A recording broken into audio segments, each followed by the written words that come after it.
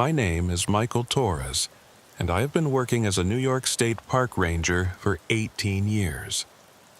What happened on Overlook Mountain last October still wakes me up at 3 in the morning.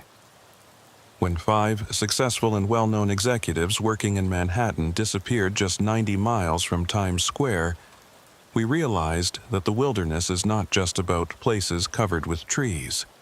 Before continuing, don't forget to hit the like button and subscribe. As we continue the story, I want you to understand this very well first. New York is not just skyscrapers and subway stations. If you drive 2 hours north of Manhattan, you'll find yourself in the most unforgiving wilderness of the East Coast. The Catskill Mountains were swallowing people even before the Dutch settled in New Amsterdam. Most New Yorkers don't know this, and they shouldn't. The date was October 13th, 2023, and it was a Friday. Of course, it was the 13th Friday of the month, the unluckiest day. A call came in to the Catskill Regional Office. At the Phoenicia Forest Ranger Station that morning, as I sipped my coffee leisurely while watching the early autumn fog spread through the valleys, the radio suddenly started beeping. Unit 7, this is base. We have a situation at Overlook Mountain. I grabbed the radio. This is Torres, Unit 7, go ahead base. We've got 5 overdue hikers from the city. High priority case, Mike. These aren't your average missing persons. That got my attention. Lisa at dispatch didn't use the term high priority lightly. In 18 years, I'd heard it maybe 3 times. Details? I asked, already grabbing my gear. Group of 5 from Manhattan. They're with Steinberg, Roth, and Associates. I knew that name. Everyone in New York knew that name. It was one of those Wall Street firms with more money than some small countries. Their building had its own subway entrance, for Christ's sake. They were doing some kind of team-building retreat, Lisa continued. Checked in at the Overlook Mountain trailhead yesterday at 2 p.m. They were supposed to be back at their hotel in Woodstock by 6 p.m. for dinner reservations at Cucina. They never showed. Cucina was the kind of place where appetizers cost more than my weekly grocery bill. These people didn't just skip dinner reservations. Weather was clear yesterday, I said, thinking out loud. Overlook Trail is only 5 miles round trip. Even city people in designer hiking boots should manage that in 3 hours. That's what has everyone worried. And Mike, Lisa paused. One of them is David Steinberg. As in the Steinberg and Steinberg, Roth and Associates. Jesus, a missing billionaire 90 miles from Manhattan. This was about to become a circus.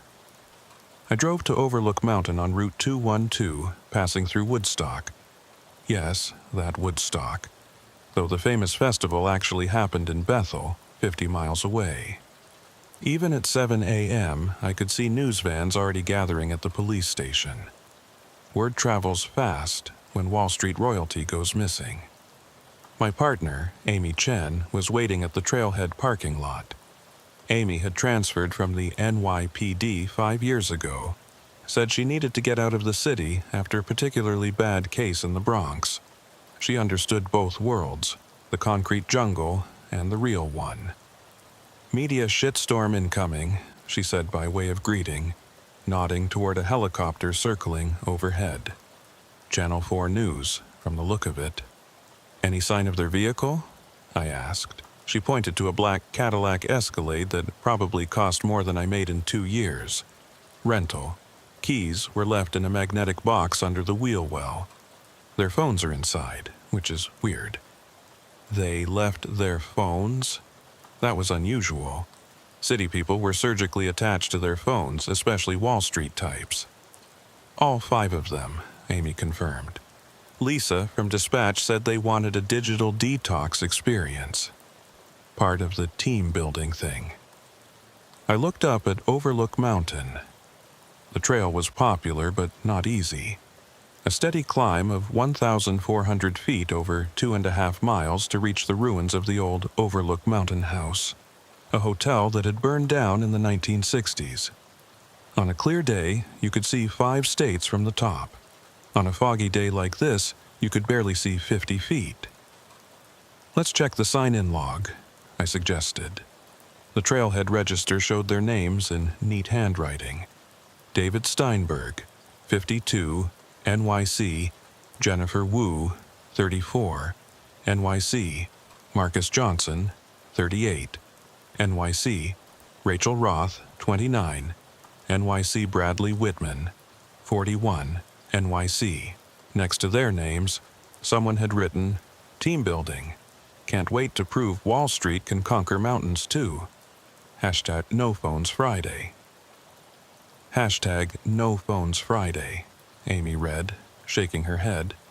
Even their trail register entries sound like LinkedIn posts. We started up the trail. The overlook path was wide and well-maintained, originally a carriage road from the 1800s. But the fog was thick this morning, turning the familiar forest into something otherworldly.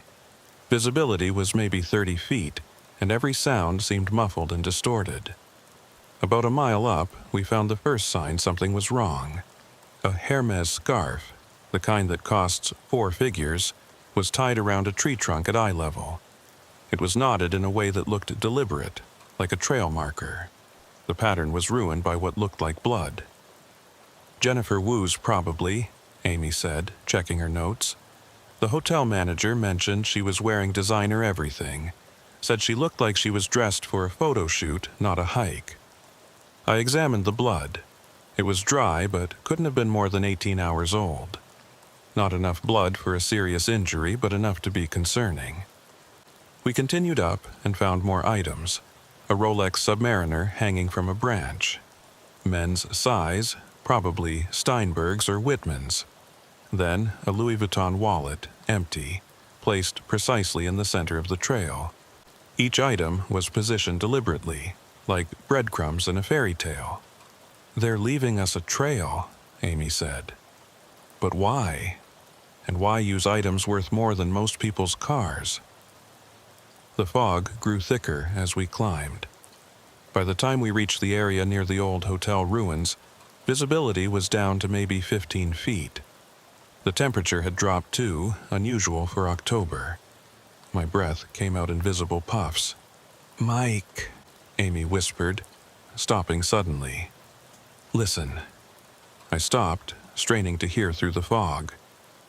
At first, just silence. Then I heard it. Singing. Multiple voices, harmonizing perfectly, but the words were wrong. It sounded like a corporate jingle, but twisted somehow.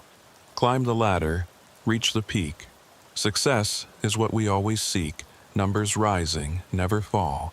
The mountain market takes it all." The voices seemed to come from everywhere and nowhere, echoing off invisible rocks and trees. "David? Jennifer? This is New York State Park Rangers," I called out. "We're here to help." The singing stopped immediately. The silence that followed was absolute. No birds, no wind, no insects. The Catskills were never this quiet, not even in winter. Then, from somewhere in the fog to our left, a voice. Clear, professional, like someone giving a PowerPoint presentation. The quarterly projections indicate significant growth in the vertical market.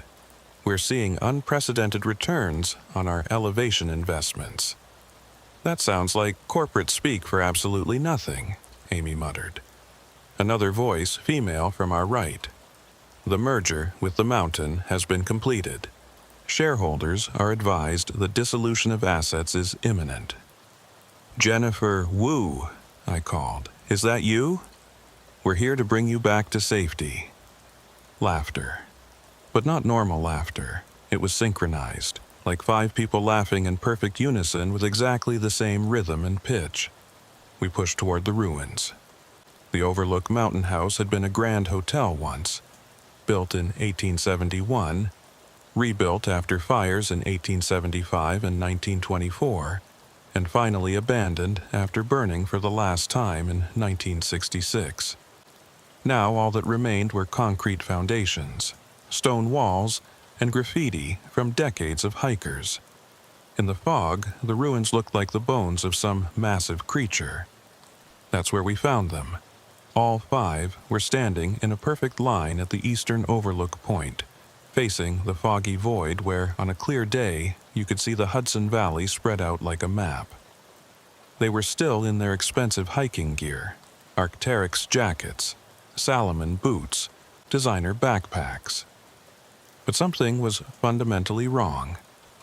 They stood with identical posture, backs straight, heads tilted at exactly the same angle, arms at their sides with fingers spread in the same position, like mannequins arranged by an obsessive window dresser. Mr. Steinberg? I approached slowly. I'm Ranger Torres. We're here to help you. All 5 heads turned toward me in perfect synchronization. Same speed, same angle, same blank expression.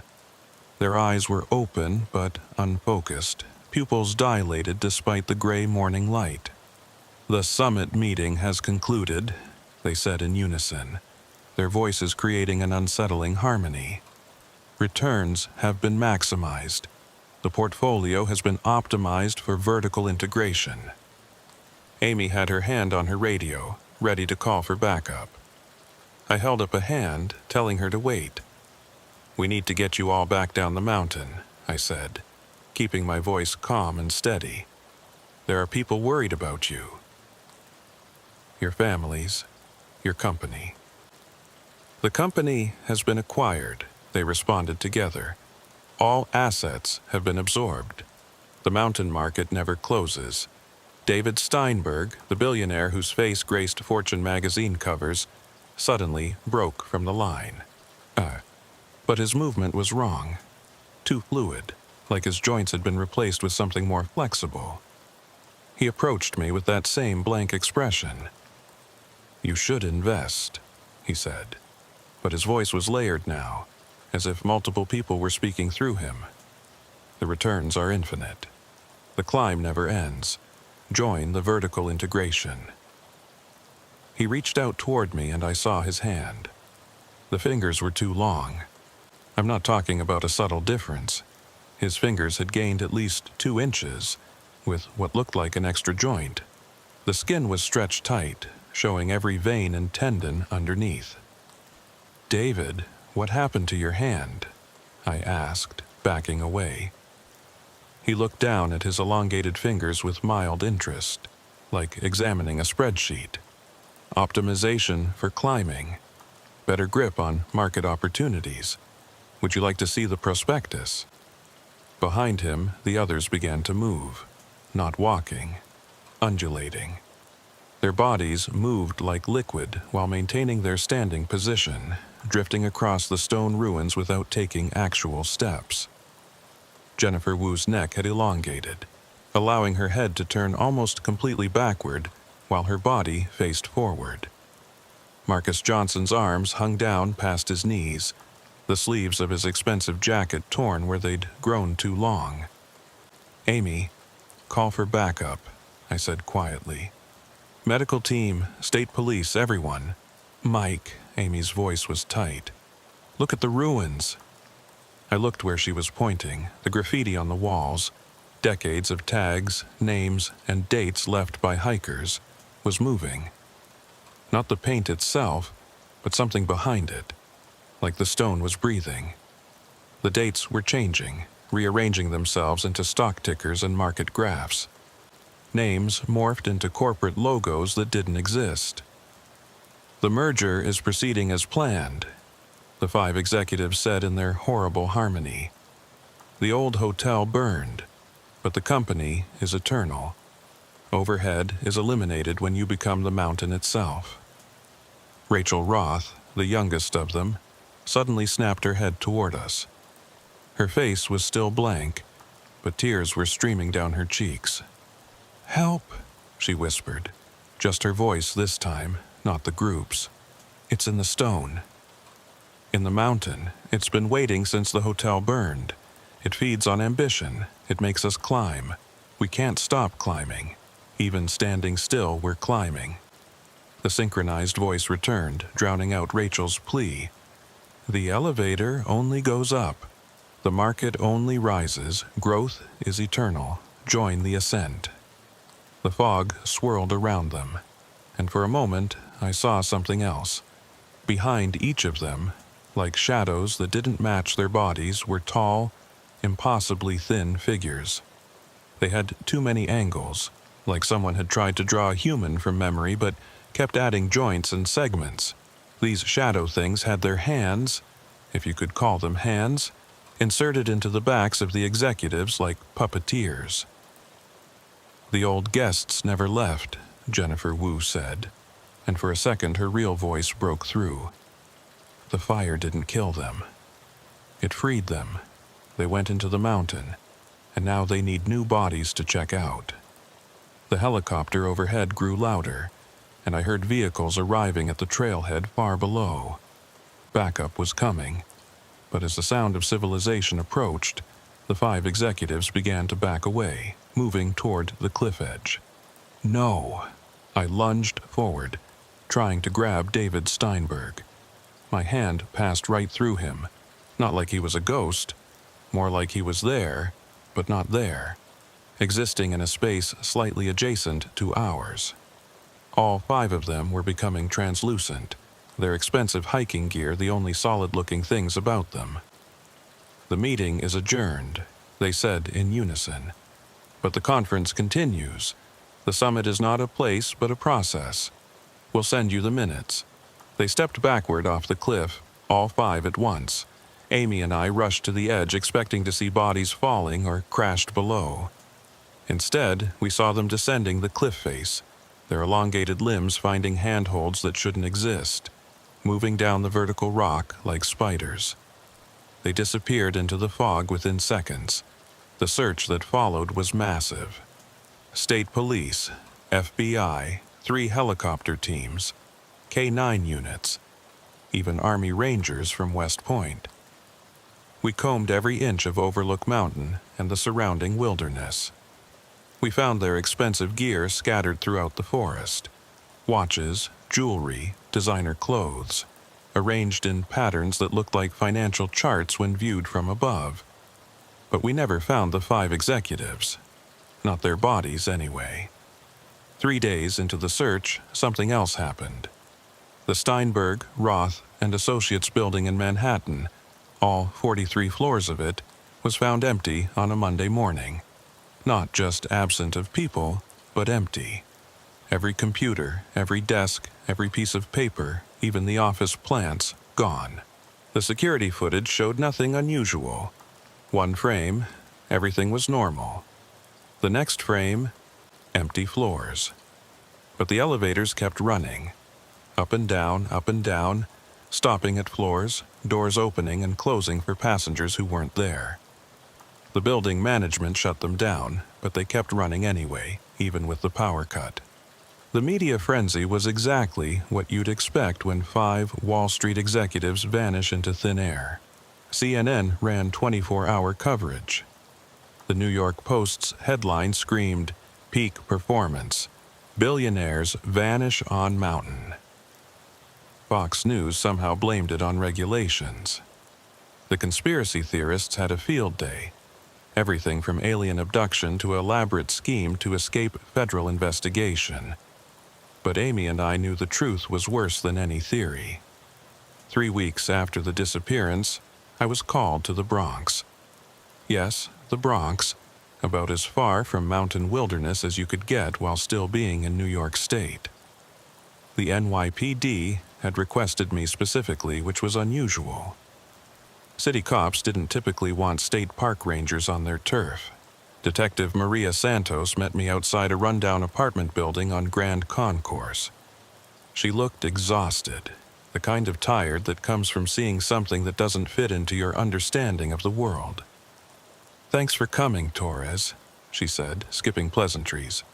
"When I heard you were the ranger from the Overlook Mountain case, I knew you needed to see this. What's a missing person case from the Catskills got to do with the Bronx?" I asked. "That's just it. They're not missing anymore. One of them is here, sort of." She led me up 5 flights of stairs that reeked of urine and mold. The building was the kind where half the apartments were abandoned, where even the rats had better places to be. We stopped at apartment 5F. Landlord called it in, Santos explained. Said he heard what sounded like a business meeting at 3 a.m. from an apartment that's been empty for 6 years. She opened the door, and I immediately understood why she'd called me. The abandoned apartment had been transformed into a perfect replica of a corporate boardroom. Not just any boardroom, I recognized it from photos. This was the executive conference room from the 43rd floor of the Steinberg, Roth, and Associates building. Every detail was exact, from the Italian marble table to the Herman Miller chairs, to the view of Manhattan through the windows. Except the windows were painted on the walls, painted so realistically that my brain kept trying to perceive depth that wasn't there. And in those painted windows, the city moved. Traffic flowed, lights blinked, tiny painted figures walked on painted streets far below. Sitting at the head of the table was Jennifer Wu, or something wearing Jennifer Wu's face. She was dressed in the same hiking outfit from 3 weeks ago, but it was pristine, like it had just come from the store. Her skin had a waxy quality, like a mannequin that had been brought almost to life. She was in the middle of a presentation, gesturing at charts that materialized in the air, actual floating graphs made of light and shadow. As you can see from these projections, she said to the empty chairs, the vertical integration has exceeded all expectations. We're seeing returns that technically shouldn't be possible under the current laws of physics, but we've found a workaround. Jennifer, I said carefully. She turned to me with that same synchronized movement I'd seen on the mountain. Her smile was perfect, corporate, empty. Mr. Torres, how wonderful of you to join us. Please, take a seat. We're just discussing the Q4 earnings. The mountain division has been particularly profitable. Jennifer, where are the others? Where are David, Marcus, Rachel, and Bradley? They're attending other meetings, she said, gesturing to the empty chairs. But as she gestured, I saw them. Translucent figures sitting in each chair, going through the motions of taking notes, nodding, checking phones that weren't there.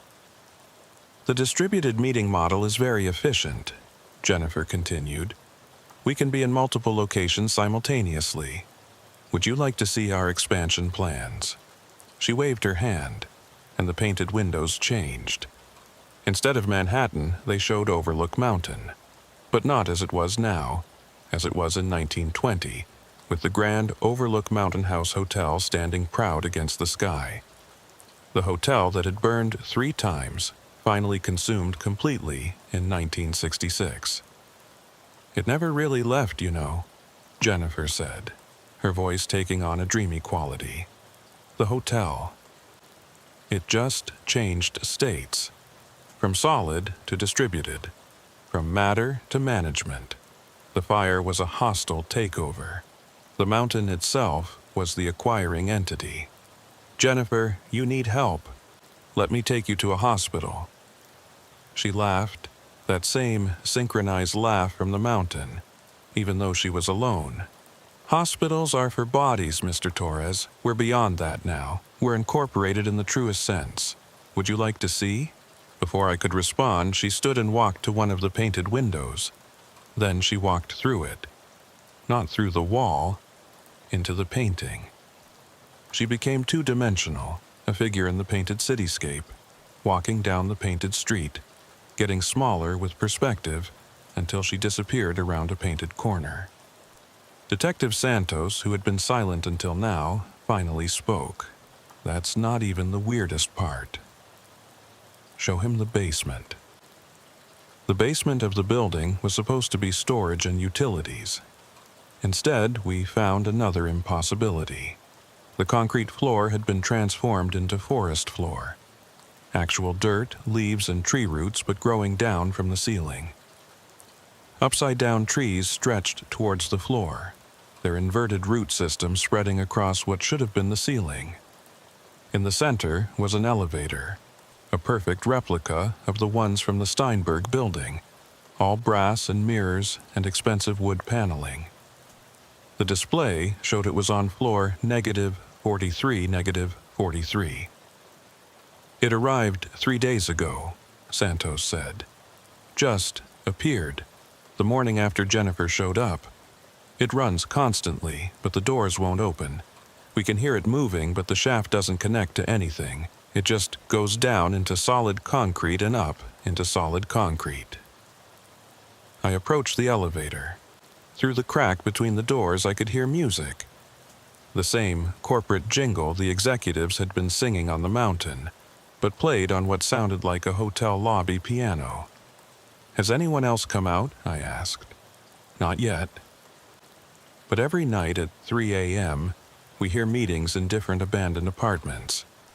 Business conversations, presentations, conference calls. The sounds move around the building like they're following some kind of schedule. And Mr. Torres, this isn't the only building. She handed me a folder. Reports from all 5 boroughs. Abandoned buildings suddenly hosting invisible business meetings. Elevator shafts appearing in structures that never had elevators. And in 3 cases, security cameras catching glimpses of the other missing executives, always walking through walls, always attending meetings that existed somewhere between real and not real. That night, I couldn't sleep. I kept thinking about what Jennifer had said. The hotel never left. It just changed states. At 2 a.m., I gave up and drove back to the Catskills, to Overlook Mountain. The trailhead was supposed to be closed, wrapped in police tape after the incident. But there were cars in the parking lot. Expensive cars. Mercedes, BMWs, Teslas, even a Bentley. At least a dozen of them. I called Amy. "Get to Overlook Mountain. Bring backup. Something's happening." I didn't wait. I started up the trail with my flashlight and immediately saw them. Professionals in business suits hiking up the mountain path. Men and women in expensive clothes completely inappropriate for hiking, walking with that same synchronized gait I'd seen in the executives. "Excuse me," I called to one of them. A woman in Louboutins navigating the rocky trail like she was walking on flat carpet. "The trail is closed." She turned to me with a bright, empty smile. "The summit meeting has been called." Attendance is mandatory for all stakeholders. What meeting? Who called it? The hotel, of course. It's the quarterly earnings review. The mountain division has exceeded projections. We're all getting promotions. More people passed us, streaming up the trail. I recognize some of them from newspaper photos. CEOs, hedge fund managers, tech entrepreneurs, all walking with that same unnatural synchronization, all heading up the mountain in the dark. I followed them, calling Amy again. It's not just 5 missing people anymore.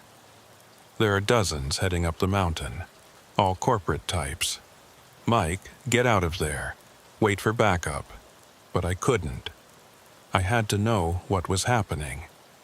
At the ruins of the Overlook Mountain House, the scene defied reality. The hotel was there. Not rebuilt, there as if it had never burned. But it existed in layers, like multiple exposures on old film. I could see it as it was in 1871, 1924, and 1966, all simultaneously. Solid and destroyed, standing and fallen, occupied and abandoned, all at once. The business people were checking in at a front desk that was both there and not there, signing a register with pens that existed only when they held them. Behind the desk stood David Steinberg, or the thing that used to be him. His body had stretched to fit the role, literally 7 feet tall now, thin as a rail, with arms that could reach any drawer or key without moving. "Welcome to the Overlook Mountain House," he said to each arrival. "Your room is on floor infinity. The elevator is always ascending." I watched in horror as the new arrivals walked into the hotel that wasn't there. disappearing into walls that were simultaneously standing and long since fallen. But I could still hear them, conversations from dozens of rooms that had burned decades ago, the clink of glasses from a bar that was now just scorched stones, a piano playing in a lounge that existed only in the overlap between what was and what wasn't. Rachel Roth appeared beside me. Not suddenly, she was just there, as if she'd always been standing next to me. Her body hadn't changed as dramatically as the others, but her eyes were ancient, tired, filled with the weight of seeing too many realities at once. "You should leave, Ranger Torres," she said quietly. "The hostile takeover is almost complete." "Rachel, what is this? What's happening?" "The hotel never accepted its destruction," she explained, her voice distant. "When it burned the final time, it made a deal. It would become part of the mountain, and the mountain would become part of the market. Growth without matter. Expansion without space. It feeds on ambition, on the need to always climb higher, to always get more returns. But it needed bodies? It needed management. The mountain knew how to be ancient and patient. The hotel knew how to be grand and profitable, but neither knew how to be corporate. How to expand infinitely, to consume without eating, to grow without size. That's what we brought to the merger." Behind her, I saw Marcus Johnson at what had once been the Eastern Overlook.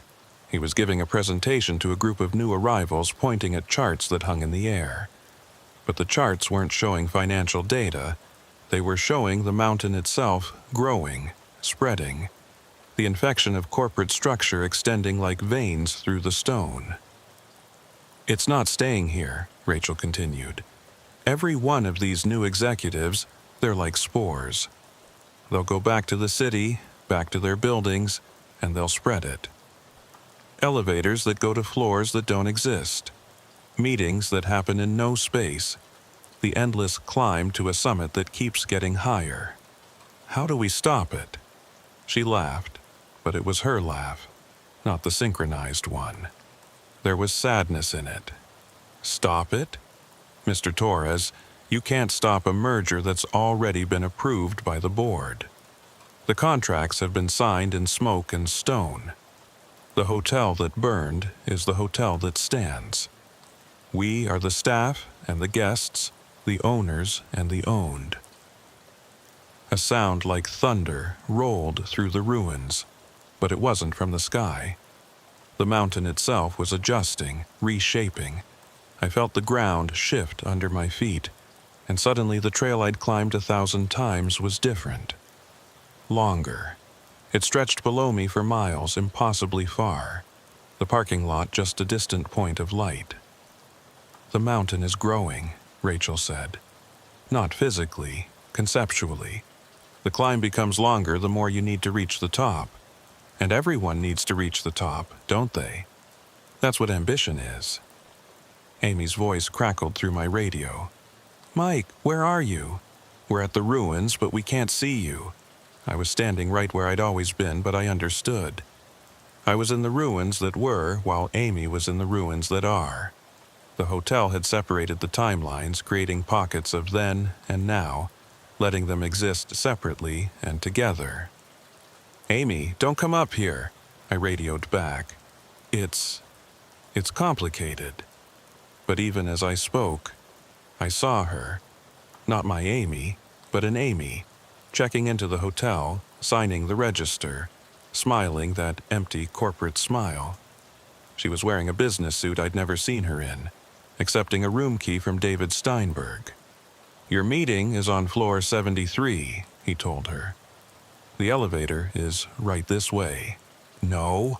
I ran toward her, but passed through her like she was mist.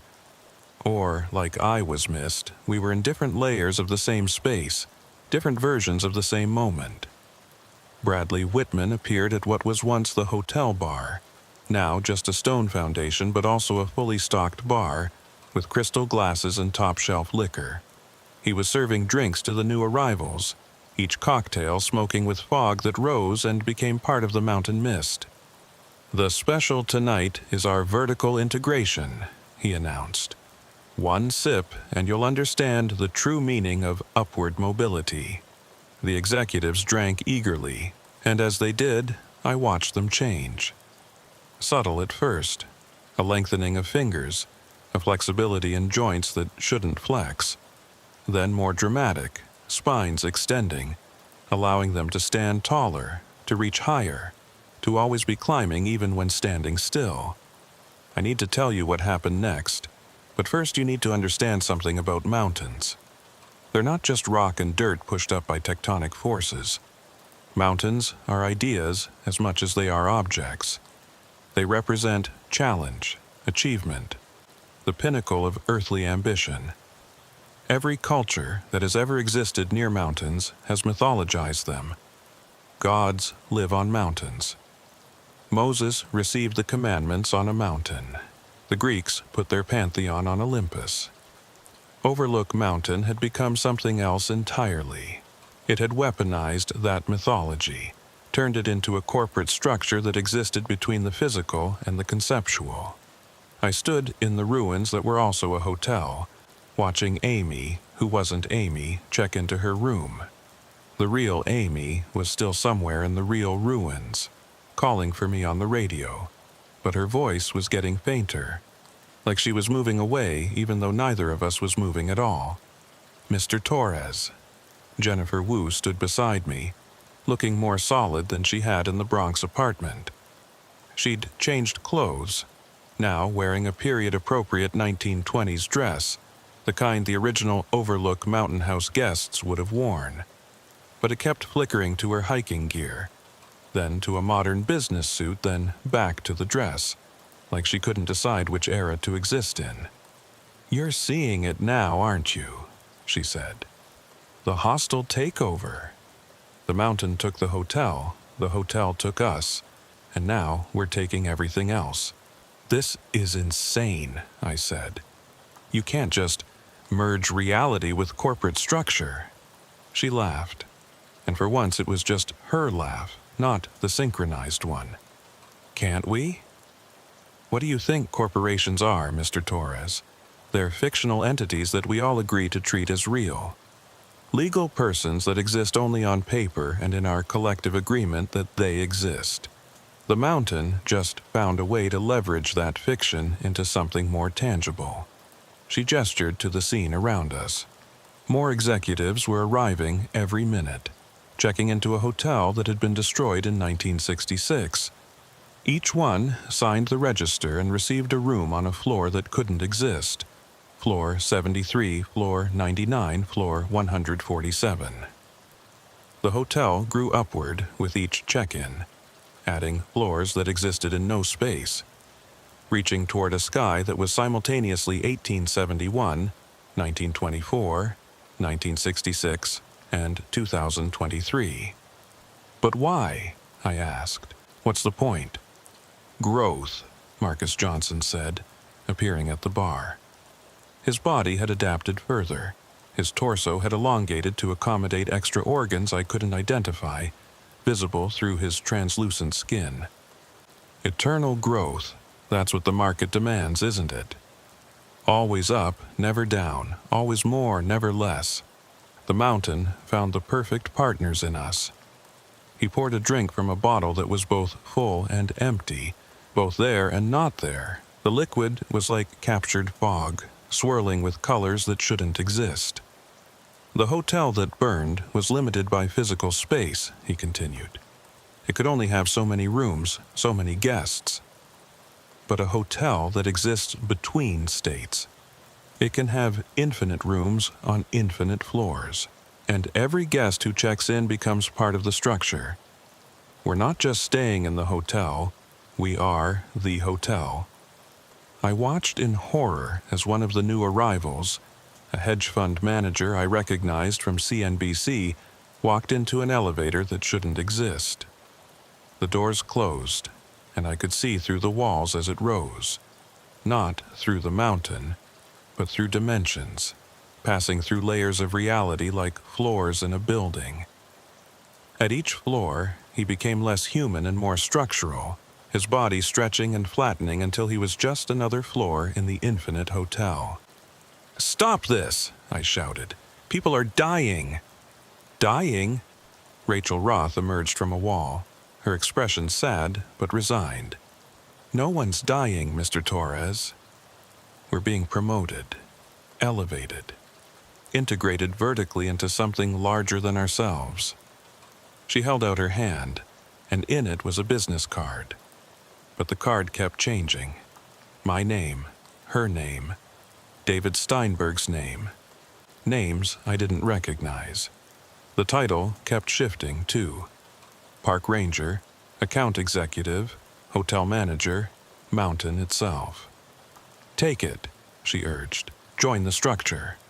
The alternative is worse." "What alternative?" She pointed to the eastern overlook, where the fog was clearing. In the distance, I could see Manhattan's skyline. But it was wrong. The buildings were growing, stretching upward like plants seeking sunlight. The Empire State Building had doubled in height, adding floors that existed in the same impossible space as the Overlook Mountain House. The New World Trade Center was splitting into multiple versions of itself, each slightly out of phase with the others. "It's not just here," Rachel said. "Every ambitious place, every structure built to reach higher, to dominate the skyline, they're all joining the merger. The concept of up itself is being incorporated." My radio crackled one more time. Amy's voice, but distant, distorted. "Mike, something's wrong. The trail, it goes up forever. We can't find the way down." I tried to respond, but my radio was dead.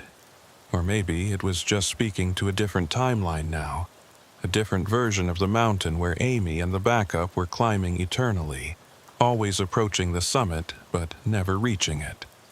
David Steinberg appeared at the check-in desk, but now he wasn't alone. There were dozens of him, all slightly different, all checking in guests simultaneously. Some versions were from the past. A younger Steinberg from his first IPO, a child Steinberg with a lemonade stand and ambition in his eyes. Others were from futures that might have been, an elderly Steinberg who never disappeared, a Steinberg who had chosen teaching over finance. "The merger includes all possible versions," the Steinberg said in unison. "Every path to the top, every route to success. We are all checking in. We have always been checking in. We will always be checking in." A wind rose from nowhere, carrying the smell of smoke. Not wood smoke, but the acrid smell of burning ambition, of dreams consumed by their own intensity. The hotel began to burn, but it was also not burning, also already burned, also never burned. The fire existed in all states simultaneously, consuming and creating, destroying and building. "You have to choose, Mr. Torres," Jennifer Wu said, her dress now made of flame that didn't burn. "Join the structure or be consumed by it. There's no walking away from the mountain once you've seen what it really is." I looked around at the impossible scene. The executives had all transformed now, their bodies adapted for eternal climbing. Some had developed extra limbs, all the better to grasp the next rung. Others had stretched vertically, becoming ladder-like themselves, allowing others to climb them. They were human resources in the most literal sense. But in the midst of all this corporate horror, I noticed something. The trees around the ruins were unchanged. The actual stone foundations, the parts that had truly survived the fire, were still just stone. The mountain itself, the actual rock and dirt and trees, wasn't part of this. It was just the idea of the mountain, the concept of climbing, that had been corrupted. "No," I said. Jennifer tilted her head, that bird-like movement the changed ones all did. "No, I choose number. I don't choose to join, and I don't choose to be consumed. I choose to just be here, on the actual mountain, the real one. There is no real mountain anymore. Marcus said from the bar. Reality has been acquired. Existence has been merged. You can't stand on ground that's been incorporated into something else. But I could. I focused on the feeling of actual dirt under my boots, the real weight of my pack, the true sensation of altitude in my lungs. I thought about every real hike I'd ever taken, every actual tree I'd identified, every genuine moment of wilderness I'd experienced in 18 years as a ranger. The hotel flickered around me. "What are you doing?" Rachel asked, alarmed. "My job," I said. "I'm a park ranger. I protect the wilderness. And this?" I gestured at the corporate nightmare around us. "This isn't wilderness. It's the opposite of wilderness. It's the most artificial thing I've ever seen." I pulled out my ranger's notebook, not to take notes, but to ground myself.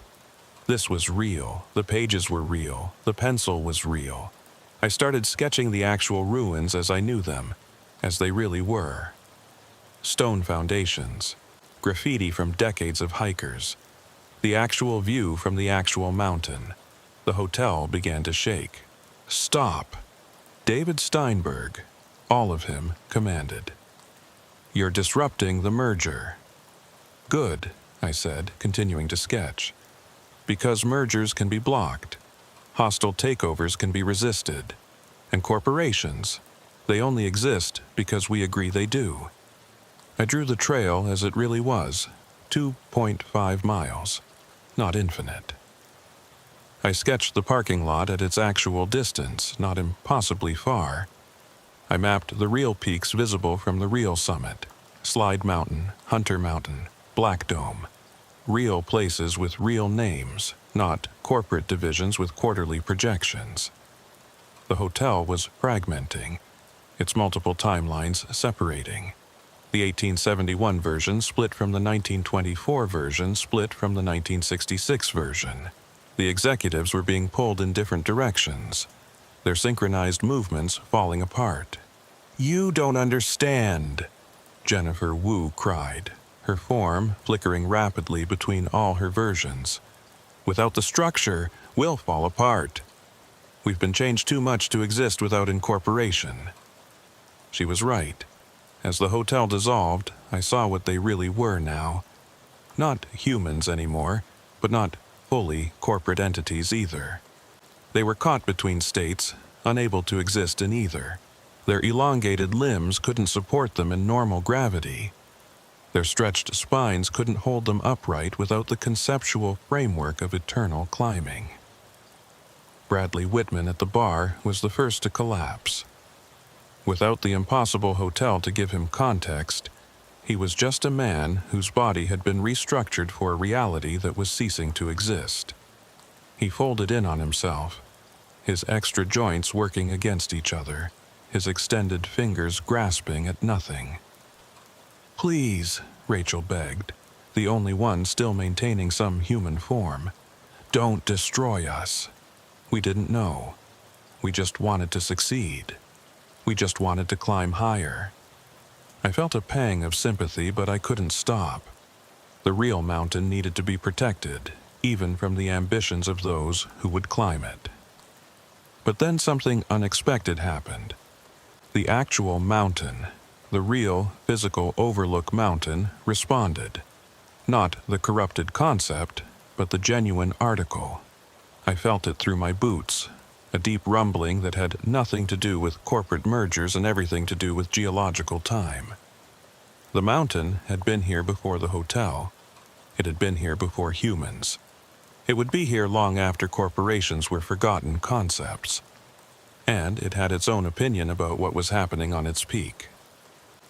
The stone foundations of the ruins began to glow, not with corporate lighting, but with a deeper, older light. The light of deep time, of tectonic patience, of geological memory. The mountain was reclaiming itself. "The original contract," Rachel gasped, understanding before the others. Before the hotel, before us, there was an older agreement. She was right. I could feel it now, thrumming through the stone. The Lenape people had been here first.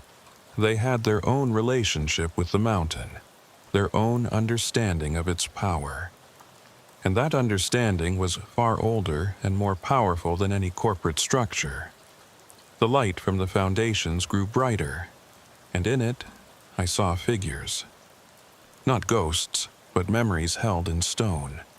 The indigenous people who had first named this place, who had understood that some heights weren't meant to be conquered but respected.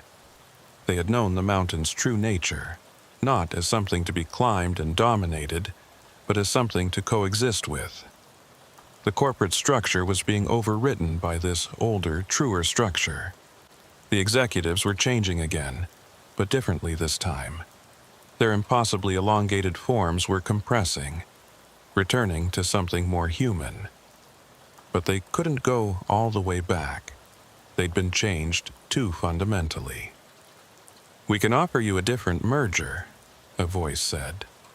Not from any of the executives, but from the mountain itself, speaking through the stone and wind. Not incorporation, but integration. Not climbing over, but becoming part of. David Steinberg was the first to understand. The multiple versions of him collapsed into one. Not his original self, but not the corporate horror either. Something in between. He looked at his hands, no longer impossibly elongated, but not quite normal either. They were hands that could climb, but also hands that could rest. "We become part of the mountain," he said slowly. "Not to conquer it, but to protect it." "Rangers," I said, understanding hitting me. "You become rangers. Not park rangers, but something else. Guardians of the balance between ambition and reality." The transformation wasn't instant. Nothing real ever is. As dawn broke over the Catskills, the real dawn, not the temporal confusion of the hotel's multiple timelines, the 5 executives stood in the actual ruins of the Overlook Mountain house. They were changed, permanently, but no longer the corporate monstrosities they'd been becoming. Their bodies had found a middle ground between human and something else. Jennifer Wu's fingers were still too long, but now they looked purposeful, like a rock climber's hands evolved for grip. Her neck, which had been grotesquely extended, had settled into something that gave her increased range of vision, useful for watching the trails. She looked at me with eyes that held both her original intelligence and something older, more patient. "I can feel it," she said, her voice no longer layered but carrying harmonics of wind and stone. "Every footstep on the mountain, every person climbing. Their ambitions, their dreams, their need to reach the top." Marcus Johnson nodded. His arms, which had grown past his knees, had restructured into something more proportional but undeniably powerful. "We're the filter now, the mountain's immune system against what we almost became." David Steinberg was examining his reflection in a puddle of morning dew. He looked like himself, but stretched, like someone had pulled him vertically and he'd retained the height.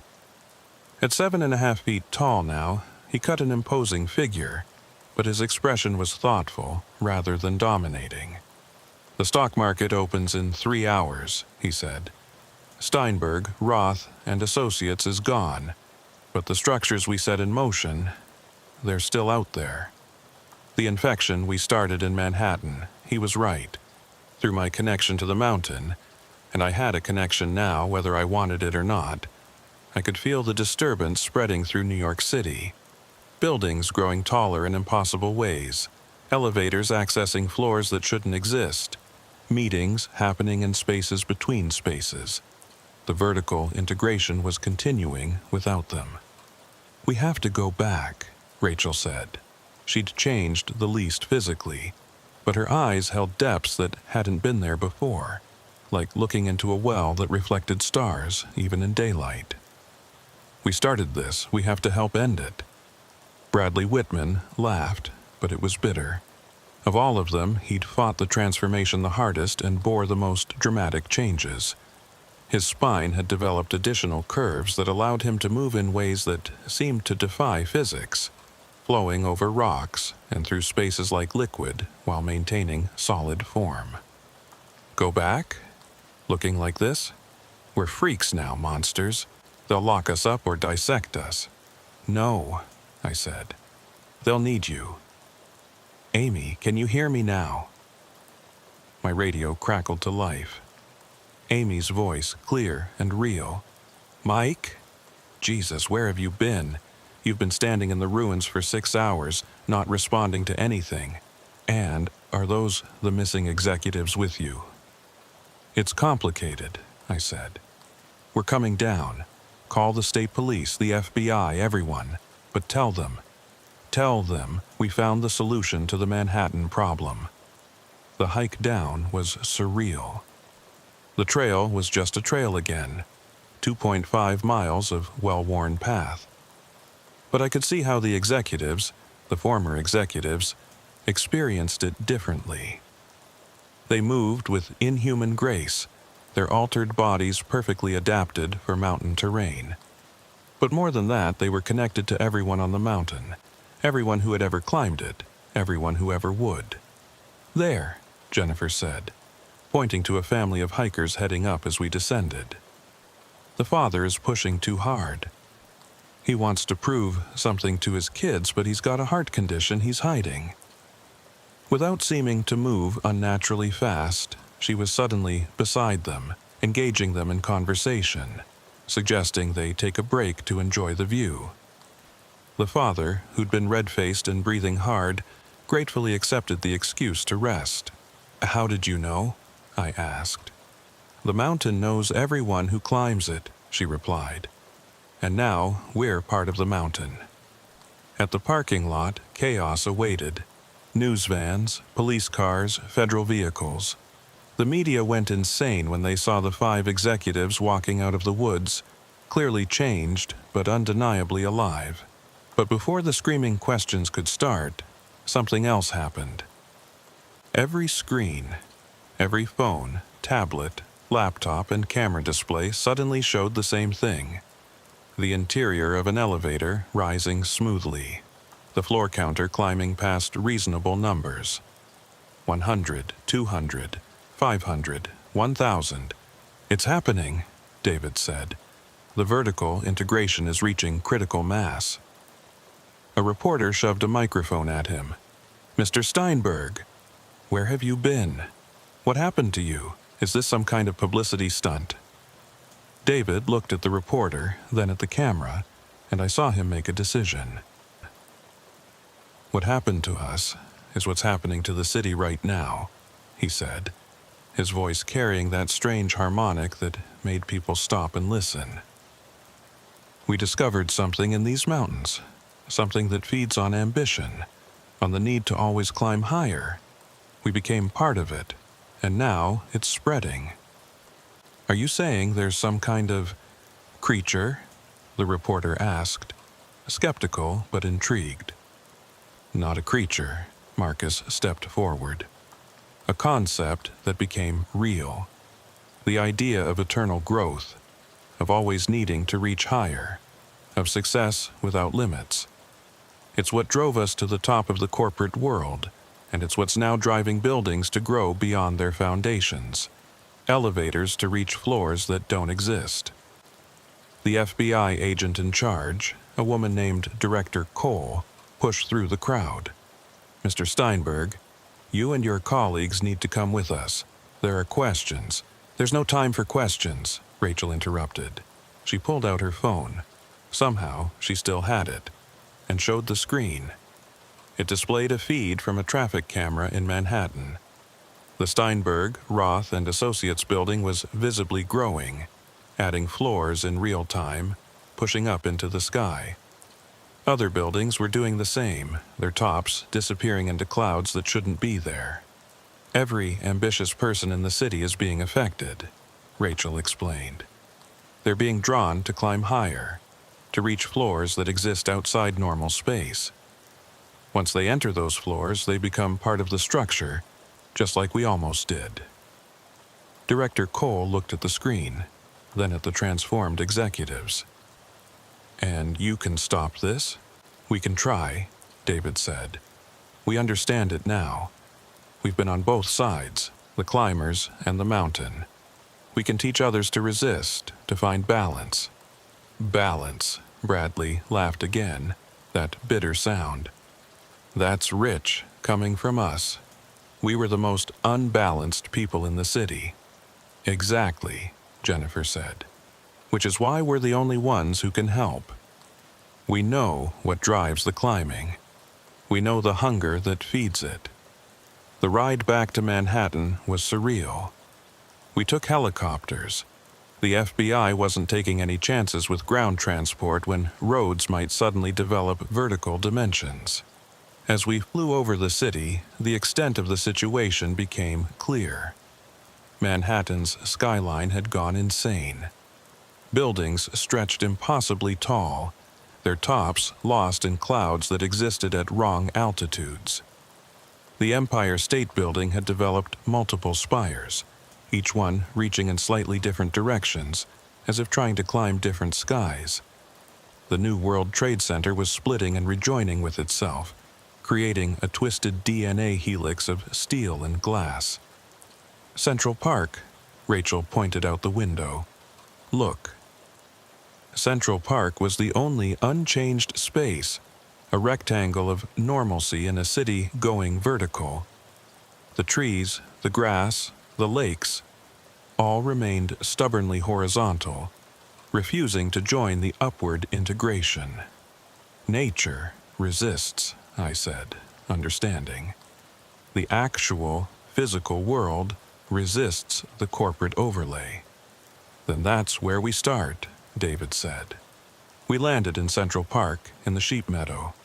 It was packed with people who'd fled the infected buildings, thousands of New Yorkers standing on actual grass, touching actual trees, grounding themselves in physical reality. But even here, the infection was trying to spread. I could see it in the way some people stood, their bodies beginning to elongate, their eyes focused on heights that didn't exist. The need to climb, to succeed, to reach higher was so ingrained in the city's DNA that even natural space couldn't fully counter it. The 5 executives spread out, moving through the crowd.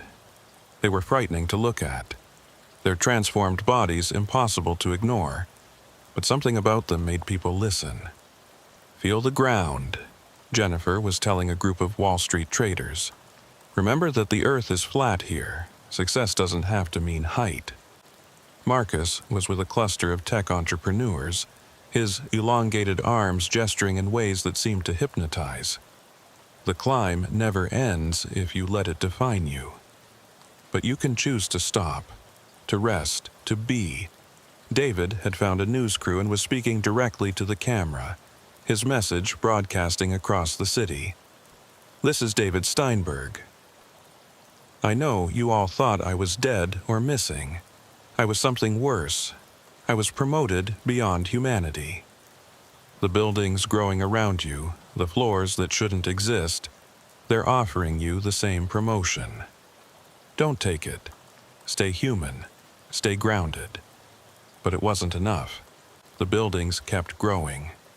More people were being drawn into the impossible elevators, rising to floors that existed outside normal space-time. That's when Rachel had an idea. "The hotel," she said to me. "The Overlook Mountain House. It burned 3 times but kept being rebuilt. It never accepted its ending. So maybe that's the solution. Not fighting the vertical integration, but giving it what it really wants. An ending, closure." She gathered the others, and they formed a circle in the middle of Sheep Meadow. They joined hands, their transformed hands, some with too many fingers, some with not enough joints, all wrong, but functionally perfect. "We're going to burn it," David announced. "Not the buildings, but the concept. The idea that growth must be eternal, that success has no summit. They began to speak in unison, but not the horrible corporate harmony from before. This was different. 5 voices finding natural harmony, like a chord resolving. They spoke about their careers, their ambitions, their crimes in the name of profit. They confessed to the crowd, to the cameras, to the city itself. I destroyed 3 companies for a percentage point of growth, David said. I laid off thousands to boost quarterly earnings, Marcus admitted. I sold products I knew were harmful because the margins were good, Jennifer added. I manipulated markets, destroyed retirements, ruined lives, Bradley continued. We climbed on the backs of others and called it success, Rachel concluded. As they spoke, something began to happen. The impossibly tall buildings started to shudder. The phantom floors flickered. The elevators that went nowhere stopped their eternal rise. We burn it all, they said together. The hunger, the ambition, the need to always have more. We burn it with truth. Fire appeared. Not real fire, but something that looked like flame made of pure honesty. It spread from Central Park outward, racing up the impossible buildings, consuming the phantom floors. Where it touched, the structures returned to their normal height. Elevators remembered their actual shafts. The skyline, while still impressive, became physically possible again. But the price was visible. Throughout the city, thousands of people collapsed as the vertical integration released them. They'd been partially transformed, like the executives, but less severe. Some had slightly elongated limbs. Others had developed that unsettling joint flexibility. They were marked by their ambition, changed by their hunger for height.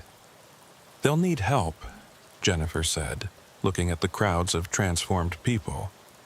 They'll need to learn to live with what they've become. That's your job now, Director Cole said. She'd been watching the whole thing, and I could see her calculating, planning. All 5 of you. You're going to help them adapt, teach them to control it. And if we refuse, David asked, then the city tears itself apart. Look around. Thousands of people partially transformed, not understanding what happened to them. You 5 are the only ones who've been through the full change and retained your minds. Like it or not, you're the experts now. She was right. The executives, former executives, had become something new. Not corporate raiders anymore, but guides for those who'd climbed too high and needed to find their way back down. I stayed for 3 weeks helping establish what became known as the Integration Recovery Center. It operated out of the old tavern on the Green, which seemed appropriate, a place where the natural and artificial met. The 5 executives worked with the partially transformed, teaching them to control their changes to resist the call of eternal climbing. But my job was in the mountains, the real ones. I returned to the Catskills to overlook Mountain, which had been forever changed by the incident. The trail was the same, but I could feel the difference. The mountain had tasted corporate ambition and rejected it, but the memory lingered. I still work there 18 years later. I guide hikers to the ruins, which remain just ruins, stone foundations and old graffiti, nothing more. But sometimes, especially on foggy mornings, people report seeing things. A hotel that isn't there. Elevators in the trees. Meetings being held in empty air. When that happens, I call the Integration Recovery Center. One of the 5 always answers, usually Rachel. They come immediately, moving with that inhuman grace, and they help whoever has glimpsed the vertical world to step back into the horizontal one. The official story is that there was a gas leak at the executive retreat, causing mass hallucinations. The transformations were explained as a rare genetic condition triggered by altitude and stress. The building growth in Manhattan was blamed on a coordinated art project that got out of hand. Nobody really believes any of it, but it's easier than the truth. The truth is that ambition itself can become a living thing, a hunger that reshapes reality to feed itself. The truth is that 5 people climbed so high they forgot how to stop, and a burned hotel that couldn't accept its ending offered them eternal ascent. The truth is that the only cure for infinite growth is to remember that mountains have peaks, that what goes up must come down, that sometimes the greatest success is knowing when to stop climbing. I write this from my ranger station, looking up at Overlook Mountain in the morning light. The ruins are peaceful, just old stones and memories. But I know what sleeps there, what waits for the next group of ambitious souls who think the summit is just another rung on an endless ladder. The mountain knows too. It remembers everything. The hotel that was, the executives who climbed too high, the infection that almost consumed Manhattan. It holds these memories in stone and soil, a warning and a promise. Climb if you must, reach for the heights. But remember that you're human, that the earth is solid beneath your feet, that not every peak needs to be conquered. Remember that some hotels are meant to burn, some elevators aren't meant to rise forever, and some mountains are meant to be mountains, nothing more and nothing less. The Overlook Mountain House burned 3 times and was rebuilt twice. After the 3rd fire, it was finally allowed to end. But endings, I've learned, are just another kind of beginning. And in the Catskills, 90 miles from Manhattan, the mountains are always watching, always waiting, always offering you the chance to climb higher than you should. The trick is knowing when to say no. The trick is remembering that you're already high enough. The trick is being satisfied with the view from where you stand.